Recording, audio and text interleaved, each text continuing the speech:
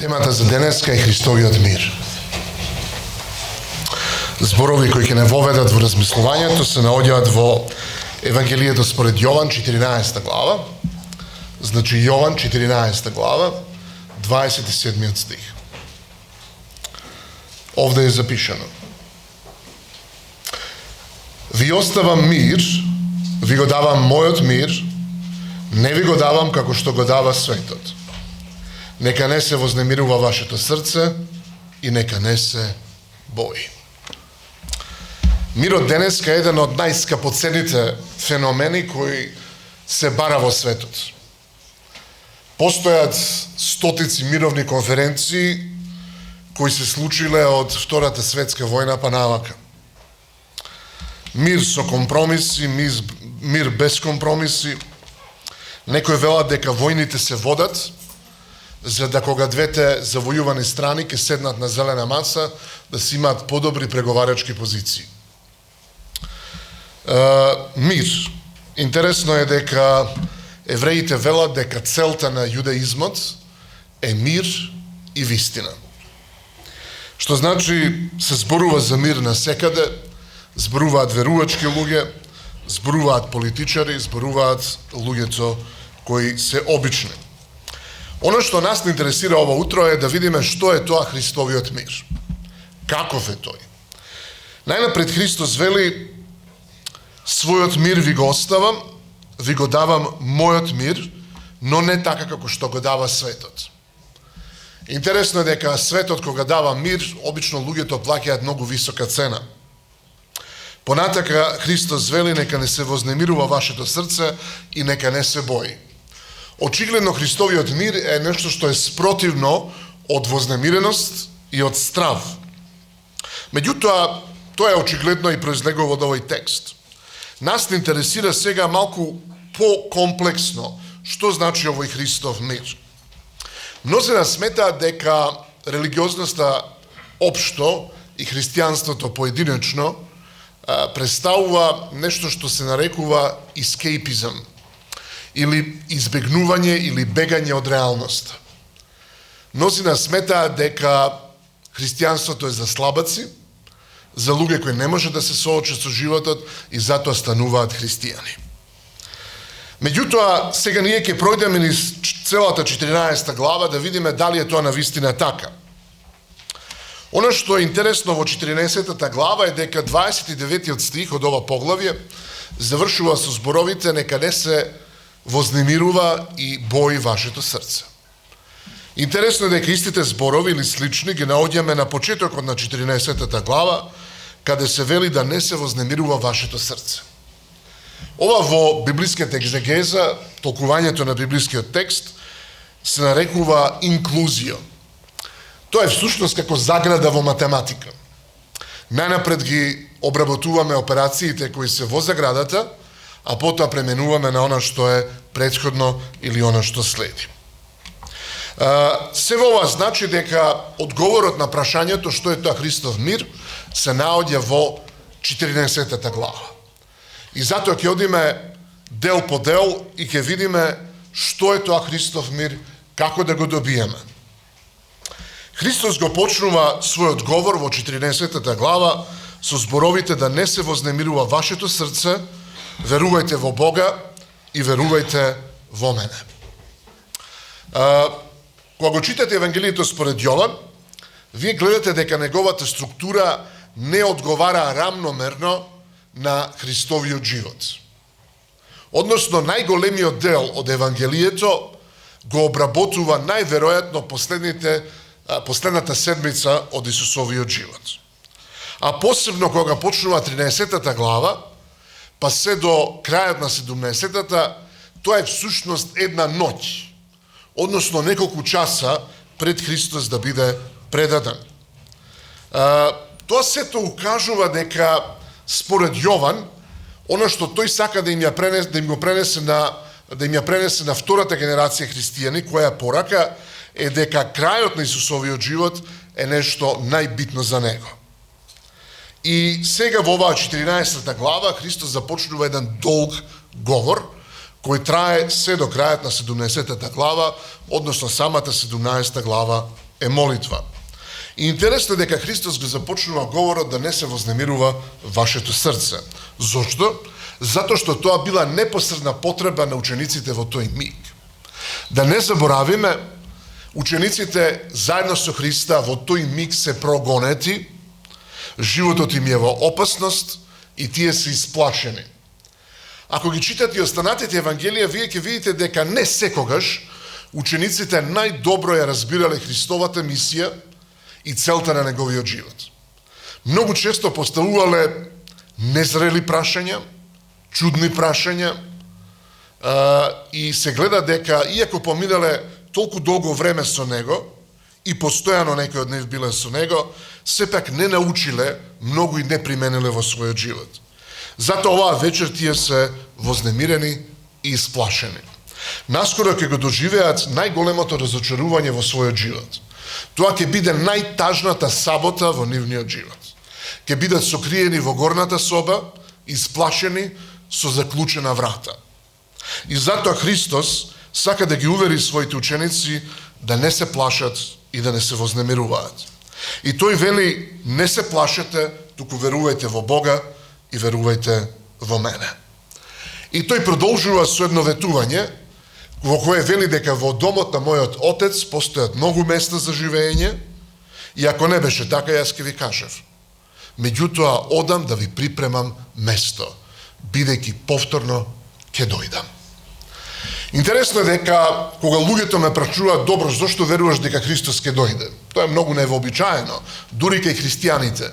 Бидејќи во повеќето христијански заедници, луѓето веруваат дека штом човекот почине, еден дел од него, душа, дух, како ли го нарекуваат, заминува, живе на небо, тој не посматра таму, се грижи за нас и така натака. Оно што интересно е дека направена анкета во Јужно-пацифичката дивизија на Христијанската адвентистичка црква и меѓу верниците постојат преку 30% луѓе кои веруваат дека штом човекот почине, заминува во рај. Ова не се рибарски приказни, ова можеше се прочита во списанието Adventist World пред неколку месеци. Мојата сопруга работи во библиотека и нејзина службена должност е да чита се, кога се во прашање адвентистичките списанија. И оваа информација доаѓа од главниот архивар на адвентистичката црква во Генерална конференција, Дейвид Трим, и вели дека ова сериозно укажува дека нашите верници мора повторно да ги поминат основните вистини. Меѓутоа, да се вратиме на второто Христово доаѓање. Второто Христово доаѓање е една од вистините на Светото Писмо која е многу занемарена. Денеска дури во православието второто Христово доаѓање се споменува во некои делови од молитвите и читањата кога присуствувате на еден погреб. Јас како дете сум присуствувал на неколку погреби каде православен свештеник пеел, зборувал, читал од Светото Писмо и тој зборува за така нареченото второ пришествие.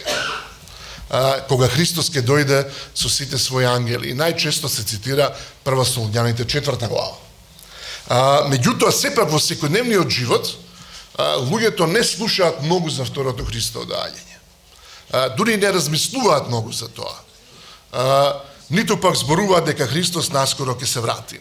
А всушност тоа е апостолската надеж за која и вечерва ќе зборувам на Универзитетот за туризам и менеджмент. И ова е апостолската надеж. Таа се споменува, второто Христово доаѓање се споменува преку 200 пати во Новиот Завет. Немате послание, немате книга од Новиот Завет која не споменува дека Христос ќе дојде по втор пат. Што значи тоа била таа жешка надеж која горела во нивните срца дека без оглед со тоа што се една илегална религија, едно илегално движење, сепак и покрај сите маки страдања Христос повторно се враќа. И тоа е оно што на човека му дава мир, дури ден денесен. Вистината, ветувањето дека Христос се враќа. И кога луѓето ме прашуваат зошто ти така веруваш, јас им велам зашто Христос рекол така. Погледнете го неговиот живот нема дамка, во неговиот живот прекрасно ги третира луѓето, им кажува само добрини, им влева надеж, ги исцелува, ги храни, им носи живот и светлина. Па тој човек, Бог во човечко тело, кој тоа го ветил, тој истиот кој рекол, се враќам повторно.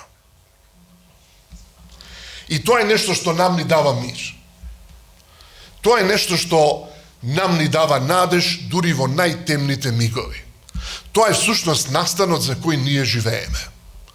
И за време на короната, кога владееше голема конфузија, една голема збунетост меѓу луѓето, па меѓу и адвентистите, ова идеја мене ми го грееше срцето.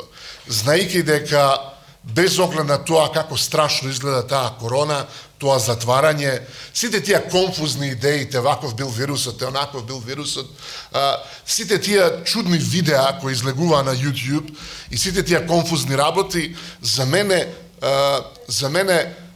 ленгер, сидро на надежта беше ова идеја.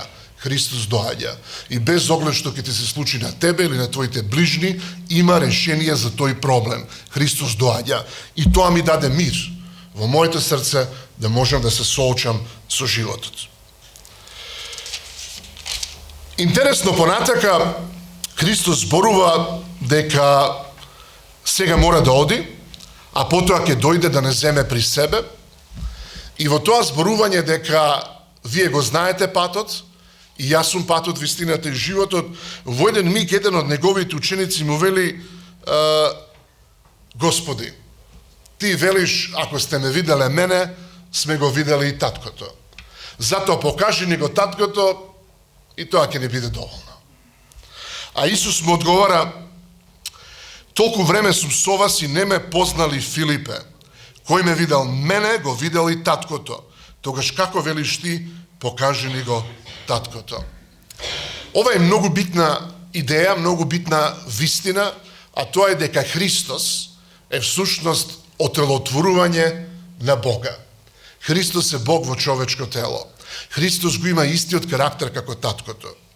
И тоа е многу битно, затоа што ние не можеме да му веруваме на Христа, на Бога, доколку не го познаваме неговиот карактер. Ние затоа сме со Бога, затоа што го познаваме неговиот карактер на љубов. Мнозина ме прашуваат, добро, како тоа изгледа Бог? Каков карактер има Бог? И јас обично велам на луѓето, одите и читете ги Евангелијата. Таму ќе видите каков е Бог. Пратете го Христа, како ги третира луѓето. Пратете го Христа, како ги поучува луѓето. Пратете го Христа, каква надеж дава во нивниот живот. Какви планови има за човештвото и тогаш ќе откриете каков е Господ. И поради тоа ние му веруваме.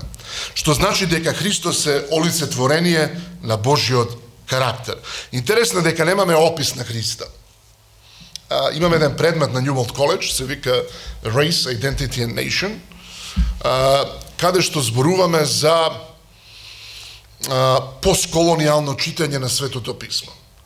И мнозина сметаат дека постколонијално читање на Светото писмо е нешто што се случува во последните 50 години, затоа што повеќето карипски и африкански нации се здобиваат со независност и сега тоа кај нив е многу актуелно. Меѓутоа, ова идеја пред се постои во Библијата, од и целото Свето писмо е напишано во период кога постоела опасност, закана од некоја империја. Дури сите пророци на Стариот Завет работеле во сенката на одредена империја. И затоа ние ги делиме пророците на асирски период, вавилонски период, персиски период. Затоа што постојано делуваат во време на одредени империи. И конечно, колониализмот како идеја е актуелна и денес. Денес можеби нема колонии во политичка и територијална смисла како порано, меѓутоа денес ке имаме неоколониализам. И ако не сте забележиле, Македонија се наоѓа во некоја полунеоколонијална состојба. Имате потреба од странски амбасадори да ви дадат одобрување дали можете да правите вака или да правите така. Тоа порано не беше така, меѓутоа сега е така. Неоколониализмот исто така е освојување со тоа што се создава ефтина работна сила. во Афганистан, споменав пред некоја вечер, дневната плата за цел ден е $1,50. Патиките Adidas, Puma, Nike, кои ги носиме и ги плаќаме некаде околу €100 или повеќе, се прават во Виетнам. Кога ќе излезат од производната трака, тие вредат негде околу €6. А ние ги купуваме за 100 и повеќе. Компјутерите кои ги имаме се прават највеќе во Кина, ефтина работна сила, а западниот свет нам не ги продава за неколку стотини или неколку илјади евра. Тоа ви е неоколониализам. И сега во тој предмет, ние обично и велиме на студентите, пред да, кога го воведуваме предметот, им покажуваме слики како изгледа Исус во вашата фантазија, во вашата мечта. И тогаш им покажуваме слики, дали тоа доаѓа од римската уметност, како што се иконите, дали тоа се статуи кои се наоѓаат во западното христијанство. Потоа прикажуваме слики каде Христос има бела кожа, темна коса, сини очи. Го прикажуваме Христа некојаш како африканец од сабсахарска Африка и ги прашуваме студентите како би изгледал Исус. Исус најверојатно не бил белец, немал сигурно сини очи, не знаеме ни колку бил висок, ни колку бил низок, не знаеме ништо за неговиот физички изглед. Една од причините е затоа што физичкиот изглед на Христа во Евангелијата не игра ама баш никаква улога. Најбитно да знаеме каков карактер тој имал и како ги третирал луѓето. Затоа велиме дека Евангелијата не се баш класична биографија на еден човек. Бидејќи секоја биографија почнува со почеток на неговиот живот или нејзиниот живот и завршува со крај на нејзиниот живот. Евангелијата не завршуваат со крајот на Христовиот живот. Христовиот живот нема ниту почеток, нема ниту крај. Што значи не се вистинска биографија. Но секако се увид во Христовиот живот, каде читаме за неговиот карактер и кој е тој. Затоа, кога го гледаме Христа, ние го гледаме Бога, кој оди на оваа земја, се меша со луѓето и како ги третира луѓето и какви планови има за нив. Затоа, кога зборуваме за Христовиот мир, ние не зборуваме само за некоја моќна личност, која повторно ќе се врати. Ние зборуваме за специфично моќна личност, која има најдобар можен карактер, кој може да се замисли или не може да се замисли. Што значи Христос представува најмоќната и најдобрата личност во реалноста, во светот. И затоа, кога не му веруваме, ние имаме мир. Подоцна Христос вели: вистина, вистина ви велам. Што и да побарате во моето име, 13 стих, ќе направам, за да се прослави таткото во синот. И ако посакате, 14 стих, нешто во моje име, јас ќе го направам. Овде очигледно дека се работи за молитвата. И во приватни разговори, и порано сме зборувале, и јас лично верувам, дека не можем никогаш да го пренагласам значењето на молитвата. Молитвата е незаменлива во животот на еден христијанин. Христијанството некогаш може да изгледа како интелектуалистичка религија. Има тука доста да се дискутира, доста да се дебатира. Меѓутоа, христијанството без молитва, тоа не е живо христијанство. Тоа е само уште една филозофија во на листата на многу филозофии во овој свет. Молитвата. Христос вели: и што да побарате во моје име ќе направам, за да се прослави таткото во синот. И сега многу луѓе прашуваат: добро, дали ова значи се што ќе побараме? Христос вели многу прецизно: се што ќе побарате во моје име. Што значи тоа во моје име? Концептот на име во Библијата означува неколку работи. Означува репутација. Значи, означува нешто што ние денеска би го нарекле бренд. Позади брендот секогаш имате печат, секогаш имате гаранција на одреден квалитет. И знаете што да очекувате. Слично и името во Библијата. Репутација. Името во Библијата исто така значи присуство. Името во Библијата значи да оставите потомство, да се продолжи вашето име. Но пред се, името како концепт во Библијата означува повторно карактер. Што значи кога Христос ќе каже и се што ќе побарате во моje име, Христос вели се што ќе побарате во молитва, во склад со мојот карактер, јас ќе направам. Тоа е таа вистинска молитва. Јас не знам за вас, меѓутоа критична точка во мојот живот, како јас поверував, сушност беше молитвата. Имав некаде околу 17 години, ме интересираа некои други работи во животот, и еден ден се сретнав со брат Зоран Томовски. И тој не беше крстен христијанин во тоа, а јас не бев ни од христијанин. И седнавме на клупа пред мојот влез, во зградата кај што живеевме. Зоки имаше едно моторче, АПН-4, го возеше Лазар. И тоа АПН-4 имаше едно седиште, вака се отвараше. Седнавме на клупа, Зоки го отвори седиштето, се послуживме со по една цигара и си тргна муабетот. Ја му викам, Зоки, мене ме интересираат парапсихолошки работи. И запаливме по една, и Зоки, тебе ти треба Бог. Ја му викам, што значи тоа?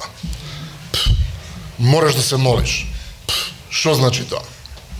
И така, дувајки тутун, не она другото, Зоки мене ми кажа една работа. Јас со тој разговор не сум запомнил многу, меѓутоа ми кажа една работа. Вели, ако сониш еден сон и ако имаш ноќна мора, тоа значи дека ако се помолиш во сонот, Бог ќе ти помогне. Ми вели, пробај и види.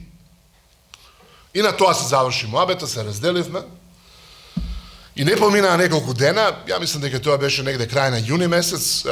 Знаете, распустите во Македонија траат 2,5 месеци. Кога сте тинеџер, знаете што да правите со себе, лудувате. Едно утро се вративме од некој клуб, многу доцна. Сабајле околу 5 се вратив најверојатно. Сите комши морате да ги избегнувате, од луѓето идат на работа, а вие се враќате од некаде. И срамота беше во тоа време да се враќаш многу рано. И некако си дојдов дома, си легнав, и ја многу ретко сонувам ноќни мори. Ретко. Меѓутоа, тој ден сонив една ноќна мора, која изгледаше многу впечатлива, многу страшна, и некако во тој миг ми дојде да се помолам и се помолив и реков, Господе, помагај. Веднаш се разбудив, и кога се разбудив имав помешани чувства. Од една страна бев исплашен од ноќните мора која сонував, од друга страна бев радосен, затоа што прв пат во живот се помолив и Бог ми ја вослуши молитвата. И од тој ден почев да размислувам за молитвата. Повторно не се молев секој ден. Се додека истата година во август, повторно се вратив од некаде рано, во денот, и легнувајки, почнав да се молам на Бога со некои своји зборови. А до тогаш, тоа го спомнав и на самата евангелизација, јас имав еден страф од смрт, од умирачка. Поради некои искуства во моето блиско семејство, јас го имав тој страф како патолошки страф, нешто што ве мачи. Ако сте читале книгата на Џон Бањан, тоа ви е онаа вреќа, која како и да одите по патот, постојано си ја носите со себе си.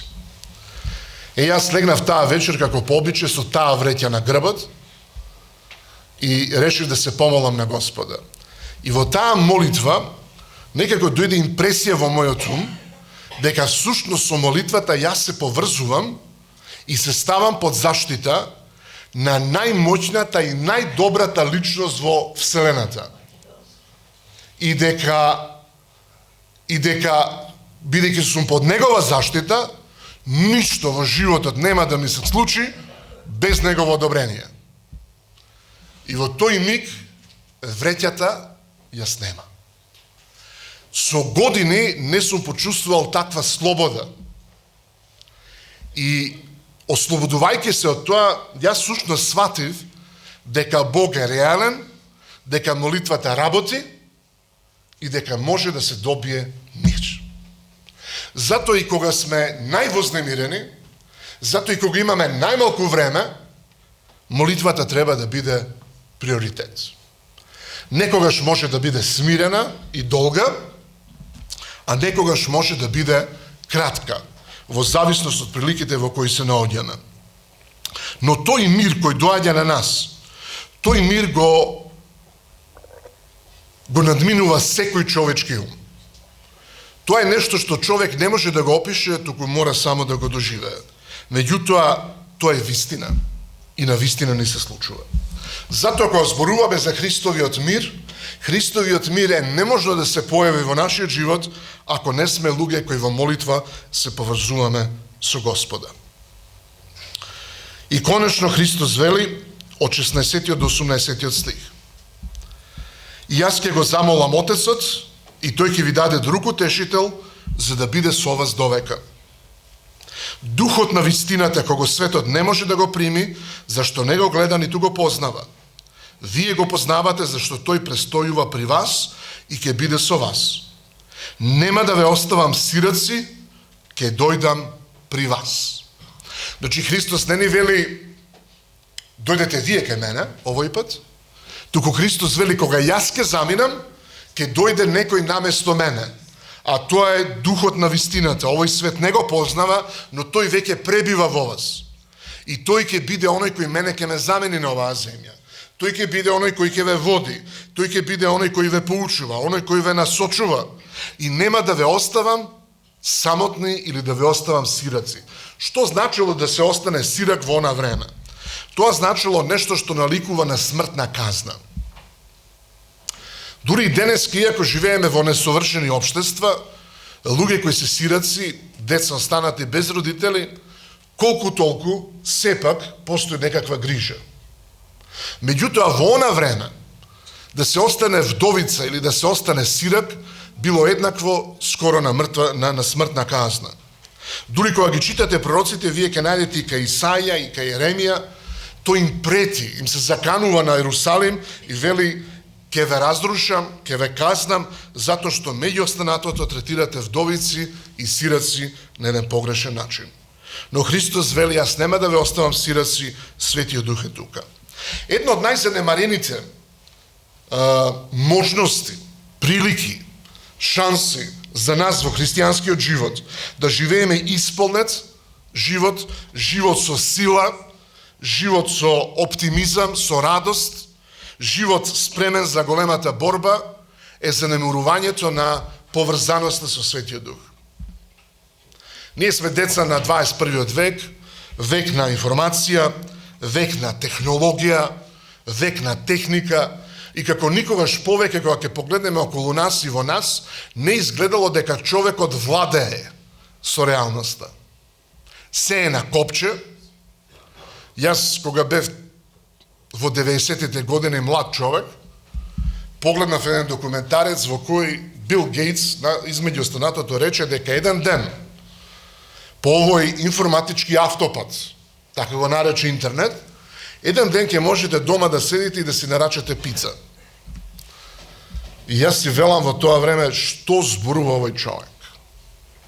Како тоа седнаш да работиш на компјутер, да нарачаш пица? Во тоа време, не знам, наја компјутер беше Pentium 3, Pentium 4, можеби Pentium 2. Ја мислам дека Титаник филмот, специјалните ефекти се правени на Pentium 2 или на Pentium 3. Тоа беше една технологија која беше тек во зародиш. Праќањето на имејлови, имаше интернет клубови. Значи немаш дома Wi-Fi, немаш дома интернет, мораш да идеш во клуб да пратиш нешто.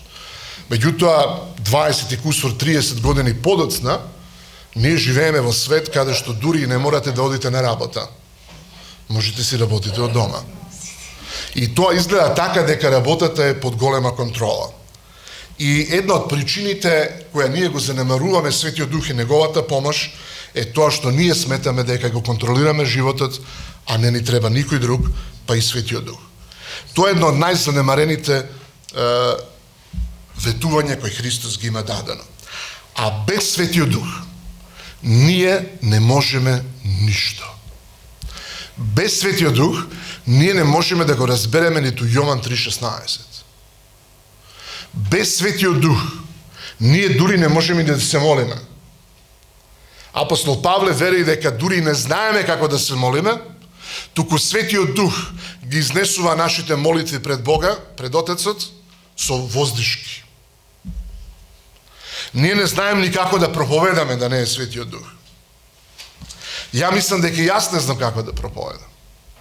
Јас сум убеден дека слабо проповедам. Ама Бог има некој сожалување кон мене и таа проповед ја пренесува, ја преведува и ја запечатува во срцата на слушателите онака како што Светиот Дух сака. Тоа е поентата. Поентата е да се изложиме на влијание на Светиот Дух, да му дадеме слава на Господа, да му се предадеме на водството на Светиот Дух, за да тој работи во нас и со нас. И не само со нас, туку со оние кои не слушаат, со оние кои се срекаваме, со оние кои им го пренесуваме Евангелието. Без Светиот Дух не е ништо можно. Не можеме да го запознаеме Бога, без Светиот Дух не можеме да сведочиме, без Светиот Дух не можеме да останеме христијани. Што е многу битна работа. Ако одите на Google, некој вели дека Google знаел се, и ако во пребарувачот го откуцате следното прашање како да се стане христијанин, вие ќе добиете преку 3 милиони одговори. Ама ако го откуцате прашањето како да се остане христијанин, ако добиете 10 одговори, вие сте среќен човек. Од тие 10 одговори, ја ви уверувам дека 7 или 8 немаат никаква смисла. И ние не можеме да останеме христијани доколку го немаме Светиот Дух како наш советник, како оној кој не инспирира, како оној кој работи во нашите срца, како оној кој го менува нашиот живот. Христовиот мир. Ако работиме со Светиот Дух и тој работи со нас и ние му се предаваме, Христовиот мир ќе биде во нас. Сега, што е тоа Христов мир во смисол, дали тоа значи постојана ситуација во која нема вознемирување? Не е точно. Христос во многу прилики бил вознемируван. Христос сушност целата своја јавна служба ја поминува каде добар дел од неговите сонародници, па понекогаш и неговите ученици не го разбираат. Дури го спречуваат да работи нешто.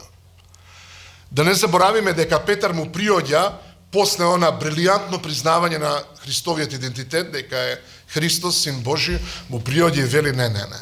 Ти нема да одиш и да умреш на крстот. Значи, дури еден Петар не го разбира тоа. И секако Светиот Дух е оној кој копне да работи со нас, да останеме верни, да останеме христијани. Христовиот мир. Христос во најголемите страдања, во најголемите искушенија успевал да го задржи мирот. Меѓутоа, дури кога одиме во Гециманија, се чини дека Христос страда преку секаква мерка, затоа што капките на потта му паѓаат како крв. И ние гледаме дека дури Христос во одредени мигови е вознемирен. Но она што Христос во ниеден миг не го губи е неговата заедница со Отецот. И во тие мигови кога е во искушение да каже, ако е можно оваа чаша да ме одмине, тој сепак ја заклучува молитвата со зборовите нека биде волјата твоја, а не моја.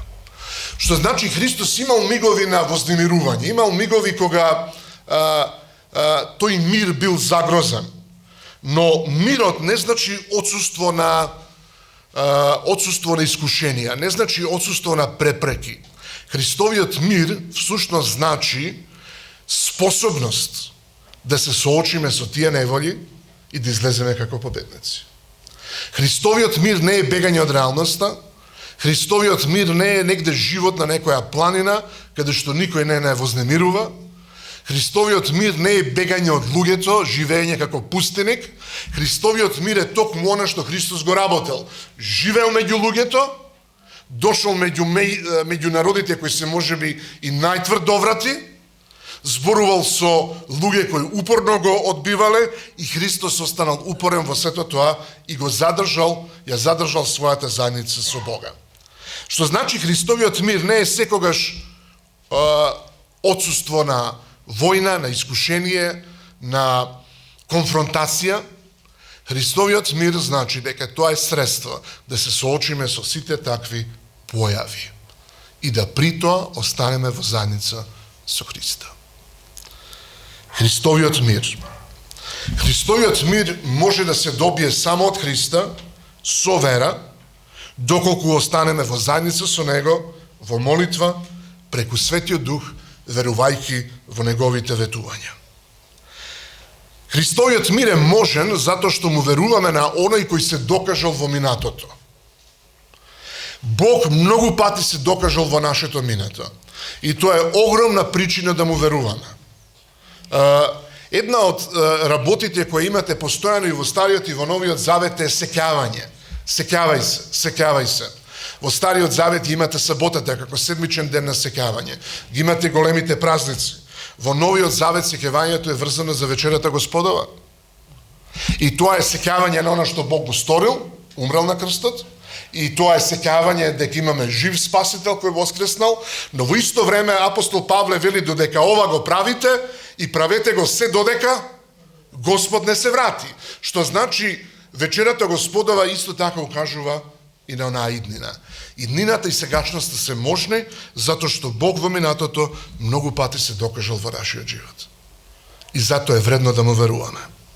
Ако мене ме прашате, Христовиот мир е средство за соочување со неволите во животот. И тој мир го имале сите победници во историјата на христијанството. Не било секогаш, а не е ни денес, лесно да се биде христијанин. Немало ни многу вистински христијани из историјата. За жал ги нема многу ни денес. Или барем јас не ги гледам многу често. Но да не бидеме малодушни, и Бог му рекол на Илија, ја имам и други луѓе. Имам и лјадници кои својата нога или своите колена не ги преклониле пред Баал. Затоа, драги мои, ако зборуваме за Христовиот мир, Христовиот мир не може да биде произведен од човек. Христовиот мир не е производ на политички компромис, на зелена маса, на гнасни војни. Христовиот мир доаѓа директно од Христа. Кога веруваме во Неговите ветувања, кога се потпираме на Светиот Дух и кога остануваме во полна и силна заедница со Него во молитва. Нека Бог не благослови да бидеме такви луѓе. И тоа нека се види. И нека биде така да нашиот живот биде најдобра можна Библија. Во Христово име.